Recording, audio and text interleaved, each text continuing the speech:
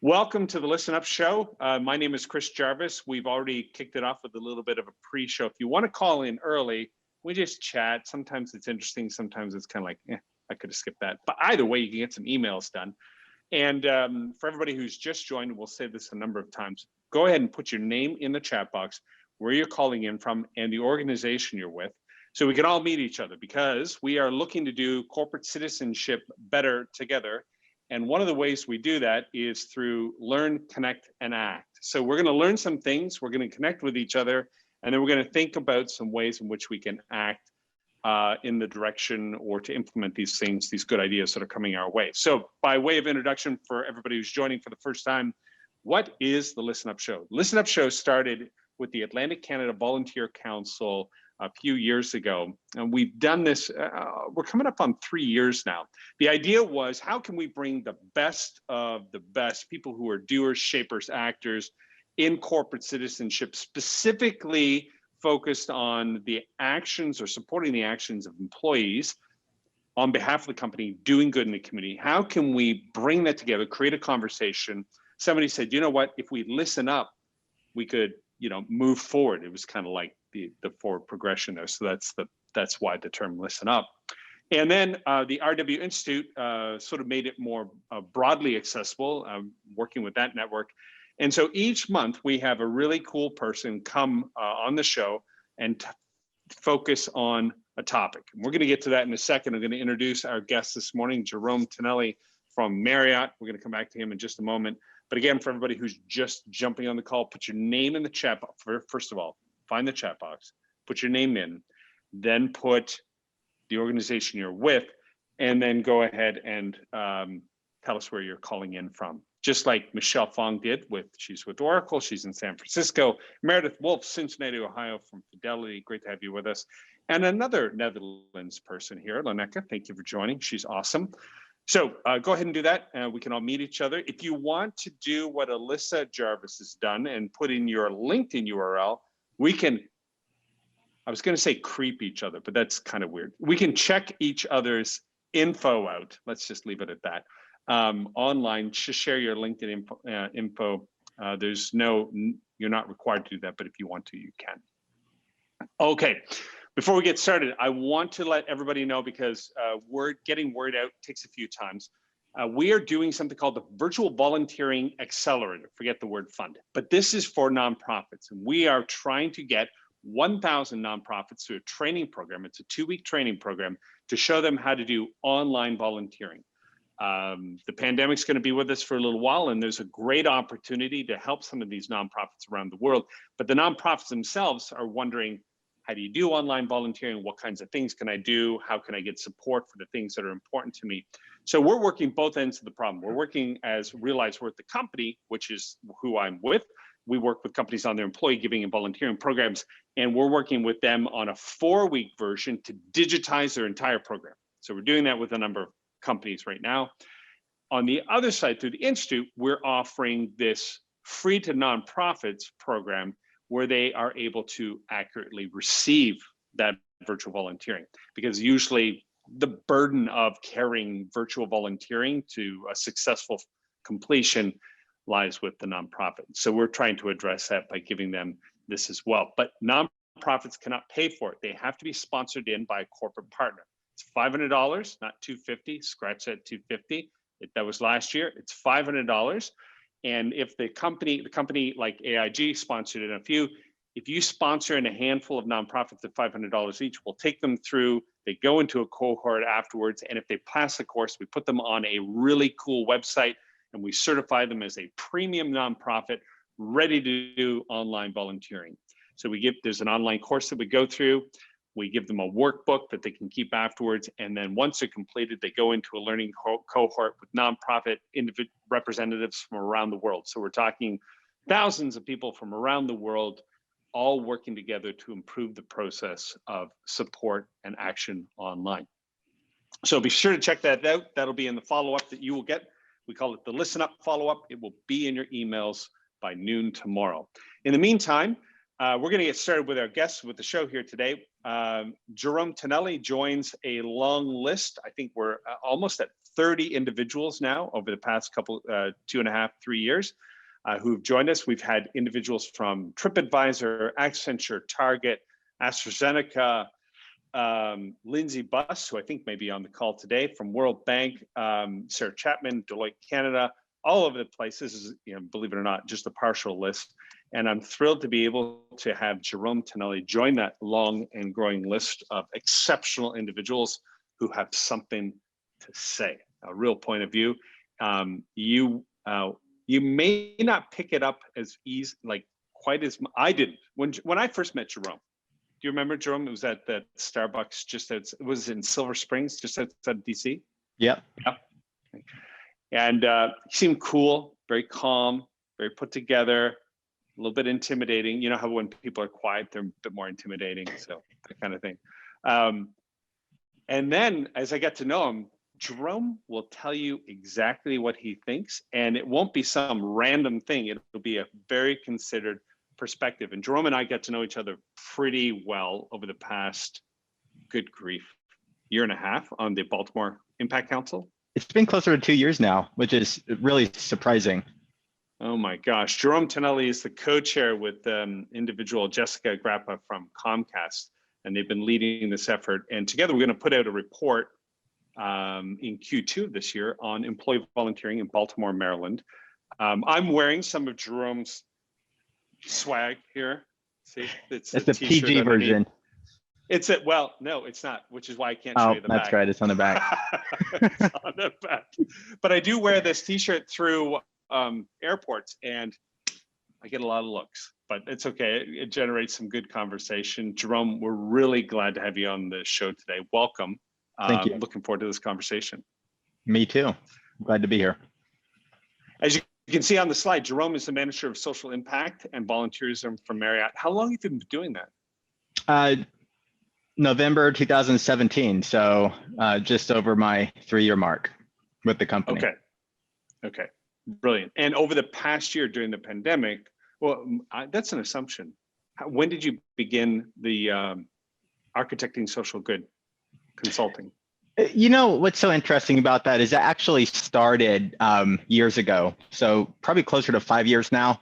And I didn't intend on it being that. It was just originally a personal branding site. And then over the course of years, it became an opportunity for me to sort of creep into independent consulting work, which it gives me the opportunity to explore other subject matter within for-profit and a nonprofit sector, and within areas that I wouldn't necessarily have as much exposure to through my day job with Marriott.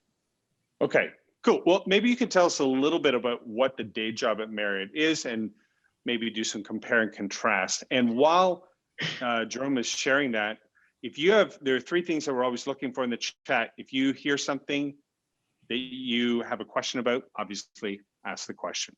If you hear something that you know a little bit more about, we're going to reference neuroscience and a bunch of other things on this show. Please share a URL. We would love to see it. And if you hear something that you don't quite agree with, you've got another point of view, go ahead and push back. That is the kind of comment that we love. And I trust me when I tell you, Jerome will value those comments more than most other people. So share one of those 3 comments. And if you're really interested and use your video and you're participating in this way, you could win that fabled free iPad. So just remember that. All right, Jerome, that's enough of a commercial for the chat. Tell us a little bit about your work at Marriott. Yeah, so I joined the company in 2017, and it was a new position, but it was hyper-focused on managing Marriott International's global volunteer program. As a company, we're in 144 countries and territories, 7,700 hotel properties across the globe. And so there are different aspects to what that means, right? In the context of Marriott International, a part of my role is very strategic in that, I have the opportunity to build toolkits, shape policy and guidelines that empower and equip our employees at our properties all across the globe to serve their communities the way that their community needs based on those unique dynamics that exist within their specific markets. But then on a tactical level, here, very focused on the DC area, because our headquarters is in Bethesda, Maryland, just right outside the Beltway in Montgomery County. I also have the opportunity and the privilege to work with approximately 40 different organizations that we support here in the DC area. A lot of these organizations focus on poverty, food insecurity, homelessness, ecosystem restoration, supporting human rights, the LGBTQ community, veterans, and working with those organizations to create programming that is multifaceted, where you're doing your traditional episodic volunteer work, but then you're also looking at board member selection, financial contributions, in-kind contributions, skills-based volunteering. So the full package of supporting these organizations to build their capacity to serve their communities. And so managing some of those partnerships in tandem with some of our other social impact team leads. But then I also, again, more tactically focused on the DC area in a pre-COVID environment, was also responsible for managing our day of service for what was approximately 4,000 employees at our headquarters, and supporting that day of service, but then also looking at ways and more consistently support these organizations year-round with year-round programming. And then the last thing that I'll just mention about my job is I also support the Ritz-Carlton brand. So the company, 30 different brands, the Ritz-Carlton, one of 30 brands, but they have a very unique corporate responsibility program. It's called Community Footprints. And I think this is something that you'll appreciate, Chris. Of course, they're one of the founding partners for Impact 2030, but they were a very progressive brand when they were founded in 1983. Understanding that their place within the community, they were a part of a larger system, and so they have a very prescriptive, very advanced and complex way that they serve their communities. That is very unique to that brand, and I also manage that specific program for that brand team. So that's pretty big. So you've got a staff of like 20 people, 25, something like that for the 30. No, I'm kidding. It's 4, right? Yeah. 4 people. Okay. 4 people, 30 brands. You have business councils around the world. Yes. That you also support. Recently, you wrote an article, and we posted on Realize Worth, I think yesterday, and you had a strong point of view. Can you just give us, as we transition into the connection between DEI and citizenship, can you just share from us that point of view? Yeah. Just the overview. Yeah. Yeah. So the high level of this blog post, if you hadn't had an opportunity to read it, it's about how we understand volunteerism as a Western nation, and how it's almost, as a society, it is understood through the lens of social, cultural, and religious context that essentially shaped our nation and shaped the way that we understand and value volunteering.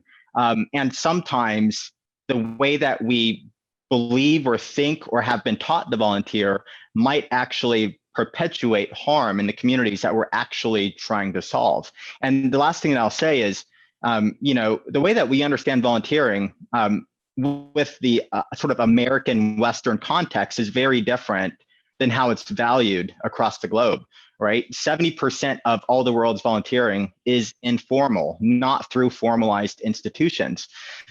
In some countries and some cultures, it's taboo for a man to volunteer, and they draw gender lines. And you see these different nuances. I have the opportunity of seeing a lot of these cultural nuances in how people place value around giving their time without compensation, because I work at a global company.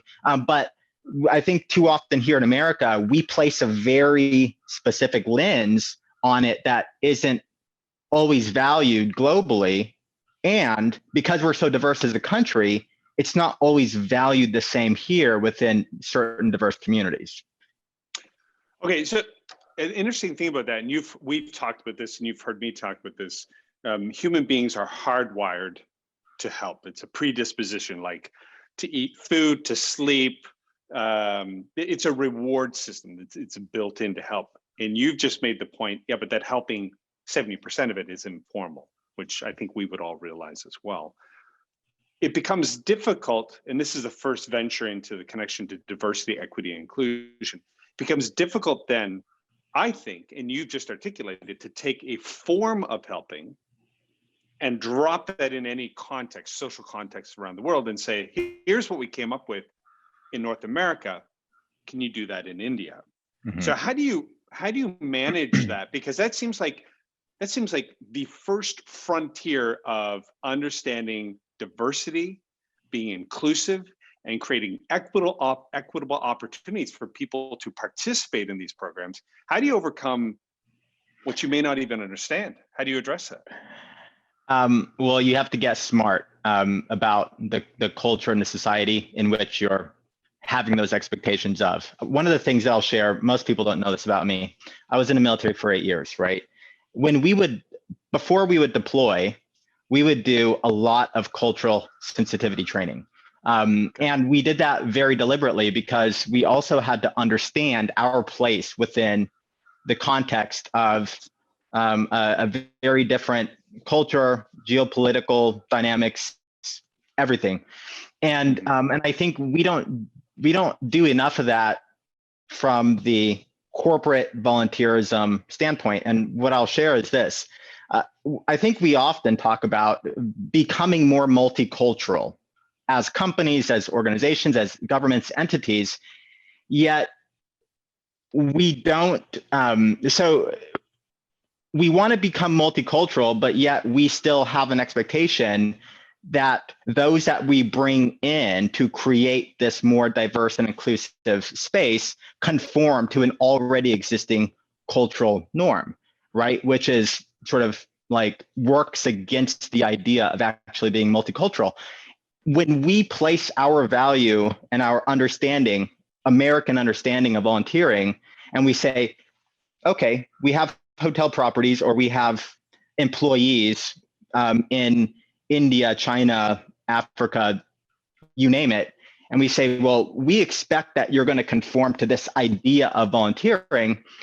And then we place that expectation on them because that's how we understand it as a company based in America. We've created that culture. Now we're expecting another, employees in a different land to conform to that. It almost works against the idea of becoming more multicultural. It's almost like this colonial power structure, if you will, that is taken on the form of volunteering, which is so weird to like think about it in that context. Right. But when we place that American westernized idea of volunteer engagement and say, well, we have to do it because we're morally obligated and it's a good thing to do. And oh, by the way, we expect you to do that in Africa or wherever else. The way you overcome that is by actually better understanding that culture and that society.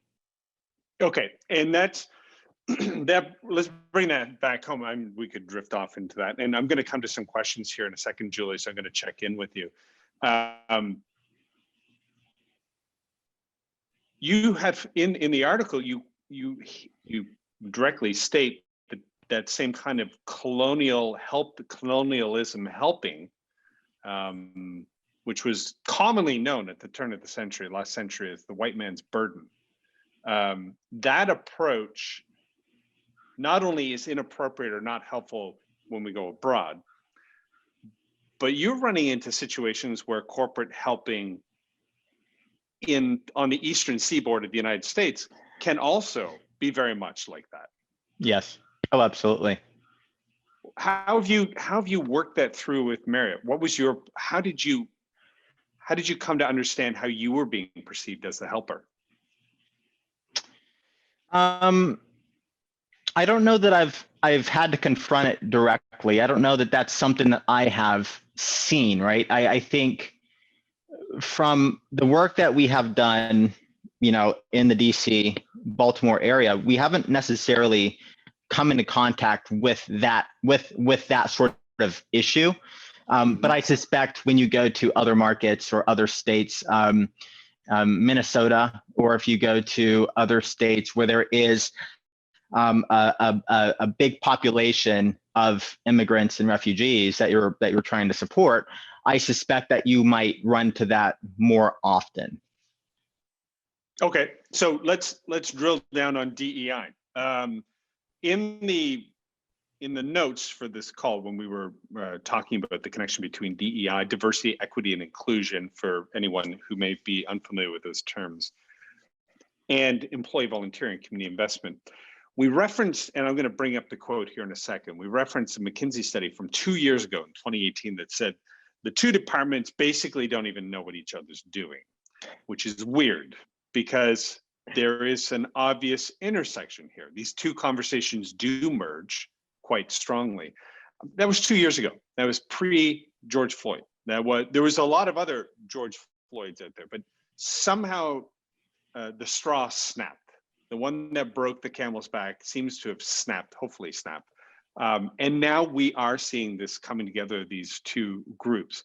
So some of the questions on the screen, and again, I just want to reassure everybody, we are going to come to your questions here in just a second, but I want to get into this first to really kind of juice up our discussion.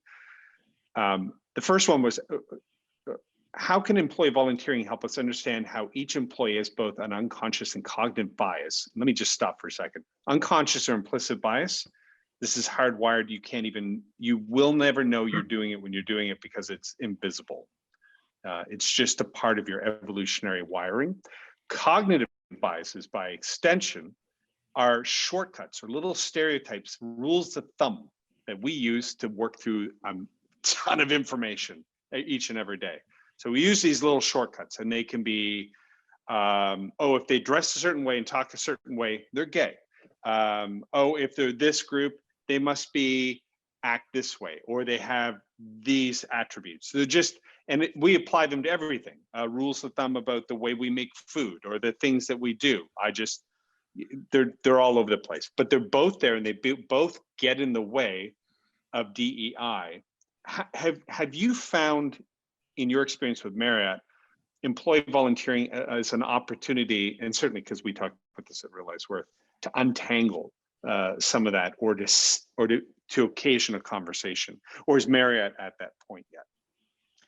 So I would say that's, I think oftentimes people are limited by their lack of imagination, right? I say that volunteering has such grand power to actually transform people, but because of the way that we understand volunteering is very transactional, right? You give your time to serve food. You give your time to create trinkets that are then donated. You give your time to stuff backpacks that are then donated. You build homes. You do these sort of things that we're looking at it from a very narrow lens. And so I would say that I think most people that I interact with have not graduated to that point where they understand volunteering outside of that boundary that they have created through the way that they've been taught about volunteering. Right. That being said, there are some organizations that we have worked with historically through the years where, as a part of the nonprofit's programming, they actually build and weave in the opportunity to volunteer side by side with the members of the community. And these are great organizations. For example, Kaboom does a fantastic job at this. Mm-hmm. There is like equal investment by that community. You're doing all your meetings as the project manager. I'll go there and I'll be there with members of the community, and we're in lockstep in creating the plan around fundraising, volunteering, who's bringing the food, who's doing every part of the actual playground build. And we do that alongside members of the community. What's really fascinating about this specific organization is oftentimes the community is also charged with cooking the lunch.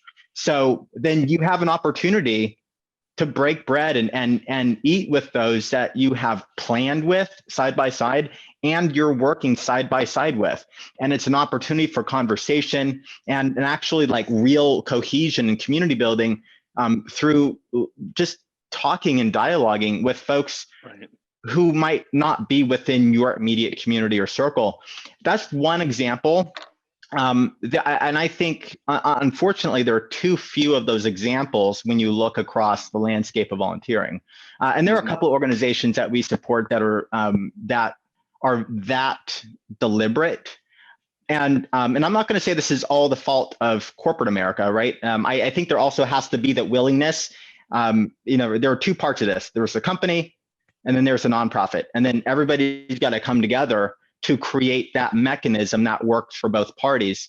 And so there's a part of this. It's also there has to be some willingness and responsibility on the nonprofit's part to create programming that is that deliberate.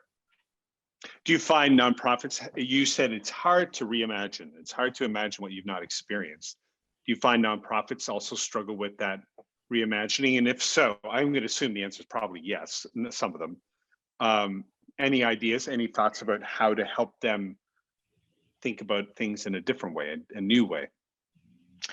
Yeah, I think so.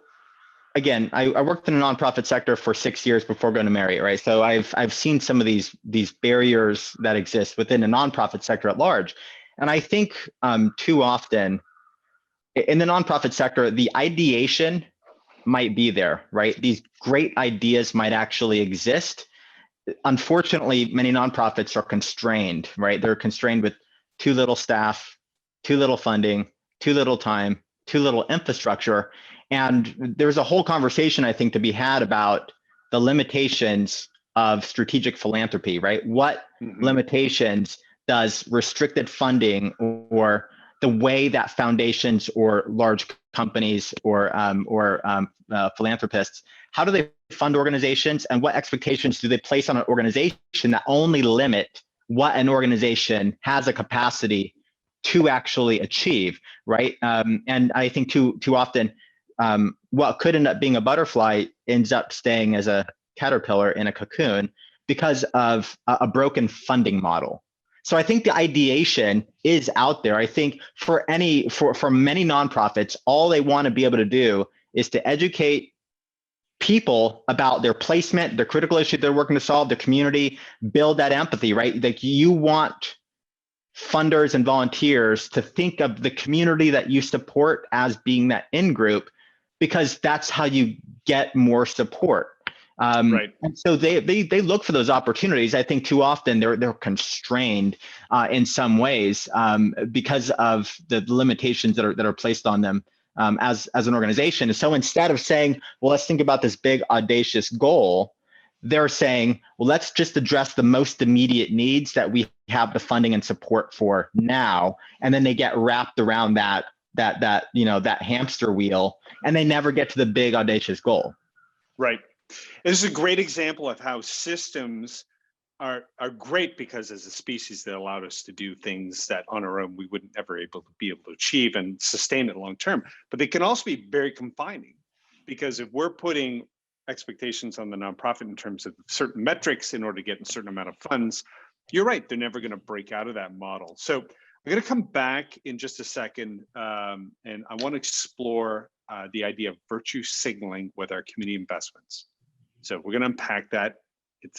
It could be a little bit nitty gritty. Before we do that, I want to explain a phrase: in-group, out-group. You've heard Jerome mention in-group and out-group a couple of times. This comes from social identity theory, and the idea is that you have an in-group. People share a lot of your identity. They call them identity circles.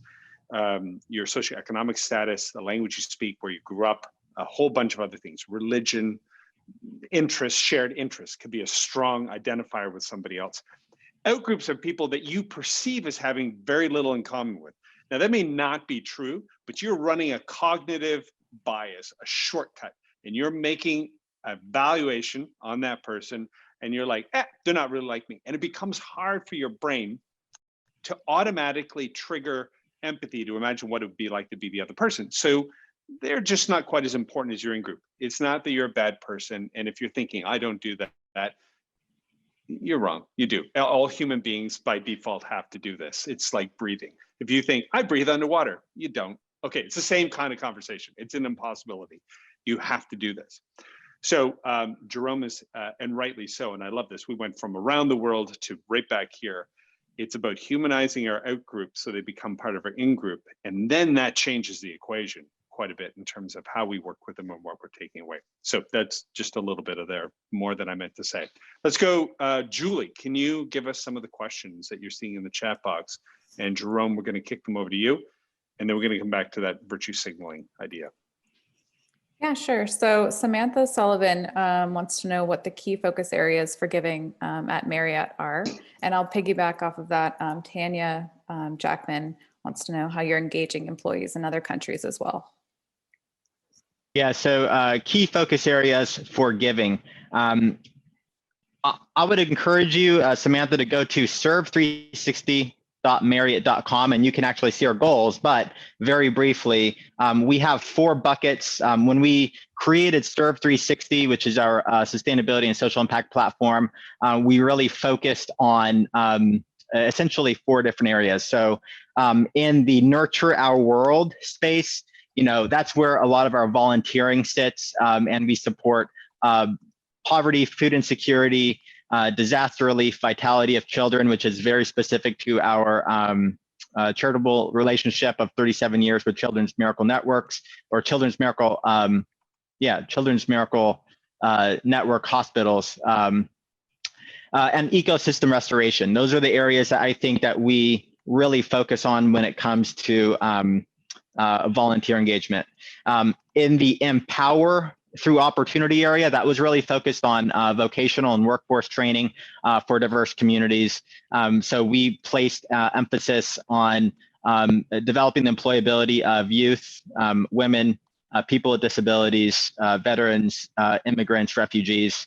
And then down in the human rights section, which is welcome all and advanced human rights, we really focus on over the past 5 or so years, we've been working to very deliberately eradicate human trafficking from all Marriott hotels. And that's a gargantuan task, of course, but human trafficking and human rights is a big focus of ours. And then the 4th area is really just our sustainability projects and reducing the amount of carbon footprint that we have as a company. Reducing water waste, participating in food rescue programs, energy efficiency, and that sort of thing. We'll include I think I'm on mute. Am I on mute? Nope, we can hear it. Nope. Okay. Haha, that's funny. We'll include a link to the 360 URL in the follow-up notes tomorrow. Julie? Yeah, and to follow up with that question, how are you engaging employees in other countries? Yeah, so what's great about Serve 360 is that over the past 4 or so years, we tied our employee volunteerism and much of our work towards the United Nations Sustainable Development Goals. And in doing that, because we're a global company, but in doing that, we have set very specific goals for some of our continents. I would say that EMEA is probably a smaller footprint of ours, but thinking from Middle East specifically, we're actually engaged in the UAE Impact Council that has been supported through Impact 2030 and much of the work that Chris Jarvis has. So we look at each of the continents where we exist, and we look to see what those critical issues are. We support pretty much every SDG with the exception of number 9. And so we're able to look at each of these continents, and then we work directly with what we call Serve 360 champions. These are employees that their tertiary or their secondary job is to support Serve 360 and to take our high-level strategy and input that into their local markets. And so depending on the continent, the types of programs and the organizations that we support differ based on those critical issues. But I would say that, what we do here in America, it's a different flavor when you go to to a different continent. And I could certainly speak offline, and we can talk very, very detailed programmatics, if that would help. Yeah, we'll actually share when it comes to some Marriott specific programming, your email, if you don't mind, Jerome, Yeah, and people can ask you fine. some of those questions, because the chat box is blowing up, and that is awesome because I feel much better about myself with that. Let's go to virtue signaling, just for everybody. This was an interesting concept that Jerome and I got talking about the other day, and then I'm going to introduce a surprise guest to the show in just a second here. Virtue signaling, or performative allyship. This is the idea that you can text somebody or put something on Facebook to say, oh my gosh, the George Floyd killing, how terrible. And that's the only thing you do. And it's meant to say, it's meant to communicate to everybody where you kind of are on the issue. And there's nothing wrong with that.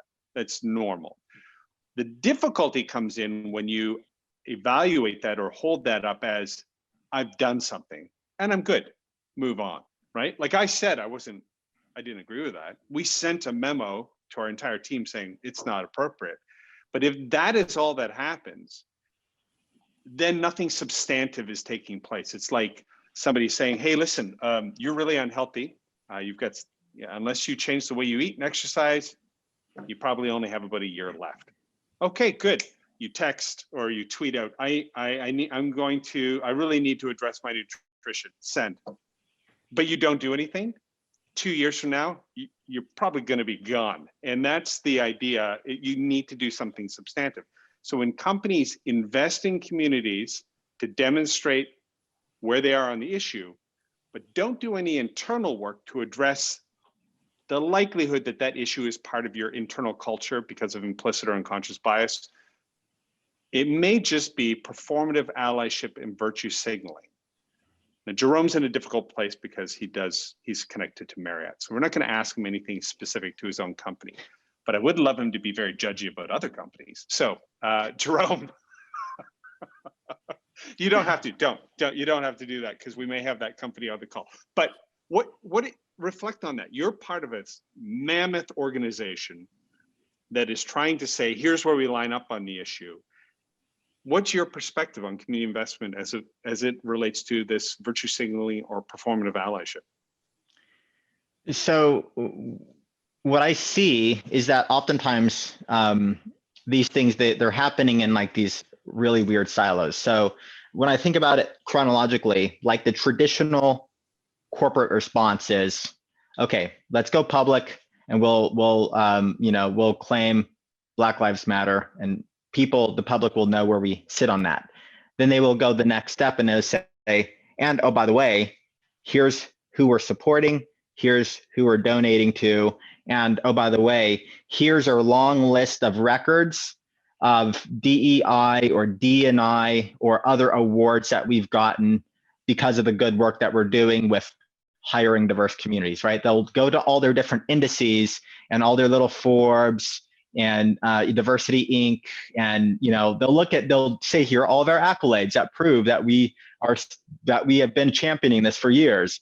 And then they will say, and more has to be done. And because more has to be done, this is what we are going to do. This is right? And it becomes this ridiculous laundry list of stuff that they are going to do or have been doing or want to do. Or within they'll show that publicly. But one of the things that I think that is very important that you mentioned is beyond supporting these organizations monetarily and through traditional episodic transactional volunteering, like what are they doing internally? And what I see is that I think I've seen that, some they're saying, okay, well, we're going to engage our executives in having frank discussions, or brown bag conversations, or we're going to get our affinity group or our employee resource group, and they're going to design forums to have conversation. But what I think individually, what we're not doing enough of is the actual hard work as people. One of the things that I share with people is, you have to have a constant thirst for knowledge to make sure that you're not virtue signaling like unintendedly, right? Like, I don't think anybody's intending to do that, but by how the system is created in the first place, you end up doing that, like by default.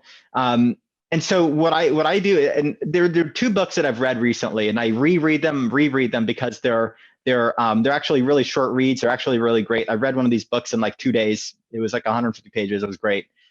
There's Subtle Acts of Exclusion, and then there's Blind Spot, which is Blind Spot: Hidden Biases of Good People. Really, really short books, but they're action oriented, and they actually force you as a person to go through these different exercises. And what you find out, or I will just speak from myself personally, is that I have perpetuated some of the things that I don't want to see in society, even as a man of color, because of my own blind spots that have been shaped by society, by the things that I've been exposed to in my life as an individual, the different life experiences that I've had. And so after having, it's constant work. It's not like you read a book and then you're done, but it's constant work. And so now I have a little bit, I'm much more deliberate and purposeful in how I communicate internally, how I communicate with my nonprofit partners, and how we're doing things, right? When we have a press release about a thing that we're doing in Asia Pacific, being able to like read that and actually scrutinize it for language, and to purge what could be harmful language, or purge photos that might be harmful, that might only perpetuate issues that we want to see. And so it requires that internal work. Otherwise, it's just sort of by default virtue signaling. You give the money, you say we're good, transactional volunteering, we're good, and then like internally, you're not doing the work to change what's going on up here. And so by default, you just you perpetuate what you don't want. Yeah, exactly. And listen, I want to just put a plug in for this book, Livewire by David Eagleman. If you're wondering what is all this neuroscience, neuro pathways, rewiring stuff, phenomenal book that explains in layman's terms what is going on in your brain, and how contextual learning or experiential learning is the only way to see the world differently. Your brain is in a black box. It can't actually see or anything. How you choose to present the information in your brain and bring meaning to it will change the way your brain's rewired. So I highly recommend that. What was the second book, Key? I think you got it, Subtle Acts of Exclusion. Was that the second book you mentioned, Jerome? Yeah. Okay. All right. So let's talk about a very easy, this is not complicated stuff. It's just contextual or experiential learning to bring the out-group closer. It does not matter if we believe that they're out-group or not. It's just the bring together of two groups of people to humanize the out-group. And again, until you get into some of the stuff, you might be thinking, oh my gosh, I don't dehumanize people. Let's go and talk to Roderick Sams. Roderick represents an organization that we have been big fans of for a long time, and that is Tutormate. We've known them for a long time when they were just first kind of getting going. They've taken off since then. A really great program because it is an easy add to your work where you're not going to force people to confront things in a way they're going to be ashamed or embarrassed or think they're doing it wrong. It's just a simple connection with a little kid that can radically change a child's life. Not knowing how to read well is one of the greatest sources of shame in an individual, in a human being. And that shame breeds anger, resentment, and usually you begin to track towards pushing back against society. And not knowing how to read can be a great pipeline into the prison industry in the United States. So Roderick is changing that pipeline one child at a time. Roderick, welcome to the show. Thanks for joining. He's just going to talk for a couple of minutes, but if you can explain how this works, and then we'll go back to Jerome. Thanks, Chris. Greatly appreciate the opportunity. Again, Roderick Sams with Innovations for Learning, which is the producer of what Chris was referring to, which is called Tutormate. Tutormate is a program that really does exactly how Chris described. It is aligning corporations, those who are interested in volunteering, and place them directly in communication and in partnership with schools and school districts, and obviously the goal of supporting young people. And as Chris also alluded to, we have a firm belief that if we can change the trajectory of a child by teaching them to read with proficiency by the end of 3rd grade, we have opened up exponentially greater opportunities down the road. So if you start thinking about whatever context that your corporation is focused on, whether it is technology or any type of branded approach, it starts with reading. And so we want to give every child the opportunity to read with proficiency. And so that does allow for us to focus on both the corporate possibility of providing volunteers. And those volunteers are really doing, very simply, reading to a child or listening to a child read. It is not something that requires specialized skill. It's not something that requires you to go through an extensive amount of training, but it does impact the life of a child by adding an additional quality adult to that child's life. And as a former practitioner, prior to coming to IFL, many moons ago, I spent 20 years in K-12, both as a classroom teacher, as well as a principal at the elementary level and also at the secondary level. And so from a practitioner's perspective, I've seen firsthand how quality adults can change the trajectory of a child, focusing on a concept which is literacy, reading, creating these opportunities for that level of partnership, taking the corporate responsibility initiatives that all of your organizations are focused on. And right now, IFL is partnering with some great organizations. Many of you who are on this call right now, we have companies like UPS, Salesforce, Fidelity Investments, just to name a few, Deloitte, which is doing some great work with us in the Canadian market. Right now, we're in 3 markets, US, the UK, and also Canada. So we're excited about the partnerships that we bring to bear.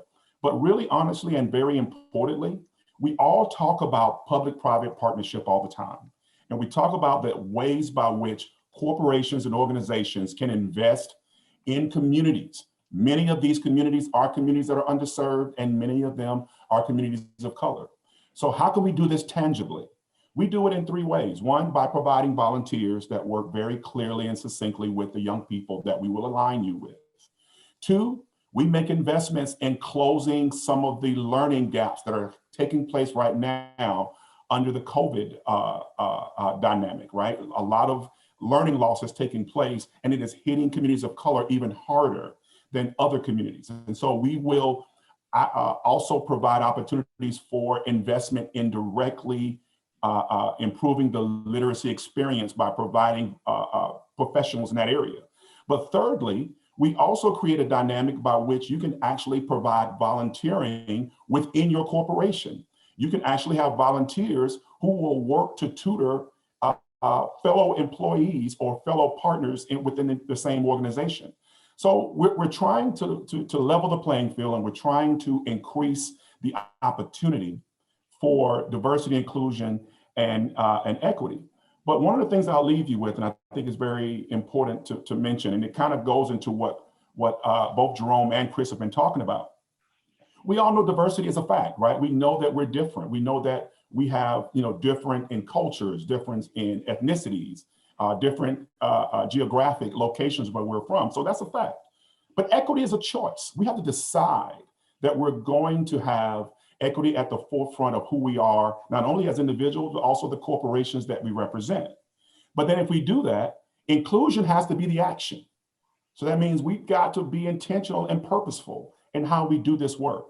And so IFL, Tutormate, can provide a real tangible way by which you can address each of those pieces in the way that your organizations are comfortable with, because the outcome is ultimately belonging and everyone having a sense of belonging to the greater society as a whole. So that's kind of a quick introduction to Tutormate. Any questions or anything along those lines that you would like to share? I'm open and definitely willing to address. So Roderick, Perfect. Roderick and Dan are going to be both answering any questions you might have about Tutormate. We've only got 9 minutes left on the show, so I'm going to go back to, and thank you, Roderick. That was exceptionally clear and concise. So that was awesome. Thank you very much. And it's just the best thing. If you want your employees to write notes to the most senior people and tell them how much they love employee volunteering programs, sit them down and give them an hour to work with a little kid over the lunch break.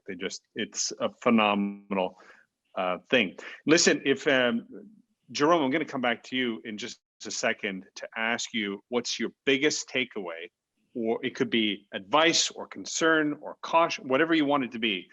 When we think about DEI as it relates to community investment, both of those fields of practices within a corporation, or more broadly, what's one thing you want to leave us with?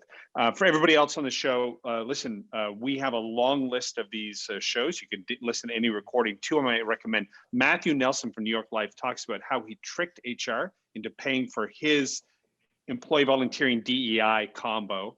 So you want to be, hopefully no one from New York Life HR is here, but yeah, they pay for it now. So he tricked them into doing that. And then Dan Glasinski rather, who's on the faculty of the RW Institute, which is bringing you this show today, talks about the neuroscience of changing your mind. And so you want to be able to check that out. If you want to go deep into that, he just lays it out so simply. So Jerome, what's the one thing as we think about this we need to remember? That I think DEI can't be its own separate thing, right? It can't be unconnected to the work that you're doing in the community. Again, I believe that the power of volunteering, when you're able to bring people together from different communities, it has a power to just reinforce your DEI strategy by helping people come together and having the potential over time, very deliberately, to remove the bias and the blind spots that you might have. And one of the things that I'll share is, not me personally, but if somebody, for example, they have their own preconceived idea about why somebody might be homeless, being able to volunteer with that organization alongside members of that community, over time, you're able to better educate yourself. And as you're able to better educate yourself about the critical issues on why somebody might fall into homelessness, the issues that compound that or have created that situation. And then as you're connecting with this specific organization and members of the community, you begin to build that empathy because they begin to become part of that in-group, right? Like these are, I think, very tangible actions and tools that you can implement into your DEI strategy. The issue is that these things can't really exist in their own silos, as I think they do at most in the most traditional systems. DEI is for associates. Volunteering is that thing that you do in the community, right? And they don't necessarily see the connection on how those could be mutually reinforcing. Okay, perfect. Watch for this space. We're going to keep talking about this. We're going to keep talking about this connection. The Institute is launching a behavioral sciences unit to explore through mapping the change in people over a 2-year period, what actually happens inside of a person and their behavior, but also their neural net as they become exposed to their outgroups through something as simple and as safe as volunteering, meaning it's not a very challenging, we're not confronting anybody. We're just going to help, which everybody wants to do anyways. So watch this space for that. In the meantime, moving on here, next week, one of the faculty members of the Institute, a friend of mine, Jake McIsaac, and I are launching a podcast called The Disorienting Dilemma. There will be 3 episodes available next week. I'm going to give the URL for that. It is a conversation about how we conduct ourselves in an inclusive world. So not so much about what needs to be done, but more or less, how do we find our way in it? He's an African Canadian, and we've been friends for the last 30 years. And so it is just a conversation, and we're going to invite people into it. I think you'll find it interesting. We both do a deeper dive into things like transformative learning, some neuroscience, restorative practice, which is a fascinating topic, and he is quite proficient in that. So be sure to check that out. We'll send information about that. And also, if you're thinking you're with a company and you're like, okay, I just would love to do something now. What can I do now? I can't go volunteer. I just don't know what to do. Drop us a line. Volunteer, realize worth. We have a number of different things. One is we can offer some volunteer leader training on this topic, around this topic, the basics of going out in the community in a transformative manner. We can offer virtual volunteering events. We've run some big events with some great nonprofits. It's very experiential. It's very profound. Or we can just talk about how to digitize your entire program.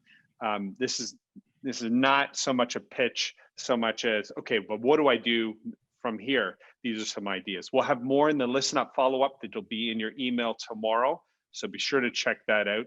It should be there by noon tomorrow. We're pretty good at getting that out. So watch for that. There'll be a whole bunch of links to all of this. If you've got a book right now, before you hop off the chat, write the book name or URL in the chat. We'll include it, or something else that you think everybody should know about this. It was awesome for me. Go ahead, put it in the chat. We're gonna leave that open for a second more. And just be sure to join us next month on the Listen Up show. I'm going to have someone from Medtronic talk about their transformative approach to volunteering. Again, on this topic, they've gotten written up in the Stanford Social Innovation Review last month. It is revolutionizing their approach to community investment. And so you want to be here with Sylvia and I next month. So there'll be some information about that as well. Okay, get that stuff in the chat before we close the call. Roderick, great to have you on the show. One more comment, sentence, concern, question, anything? No, I just thanks again, Chris, for the opportunity. And I'll put in the chat, if anyone wants to have any follow-up, I know there wasn't time to go through each question, but I put my email, roderick.sands@innovationsforlearning.org. Please reach out. I'd love to schedule a follow-up with you at any point. And I just look forward to the opportunity. And I got to tell you, Roderick is very cool. He's not intimidating like Jerome, so you'll love him. Jerome, Jerome, great to have you on the show. I've been wanting to do this for a long time. Thank you so much for joining. You've got to check out his website. There's tons of good stuff. He's a prolific writer, and he's interesting to read. Jerome, any last thoughts, comments? No, I just appreciate having this conversation and of course being joined by so many other great professionals in the social impact space. I talk about my work and then my fun work, and this right here is definitely my fun work, and it always lights a fire under my behind after being able to connect like this. So this is great, and I appreciate the opportunity. And the audience, you guys, everybody joined us on the call around the world. Some of you guys, like Gabor, you join every single month. It's just a treat to have you on the call. And for the rest of you, thank you so much. Invite your friends, family, neighbors, whoever. This is an important conversation. We can really help save the species, not just for now, but for generations to come if we dig into this stuff and actually do something about it. So thanks for being on the call with us. We'll see you next month. Have a great day, everybody.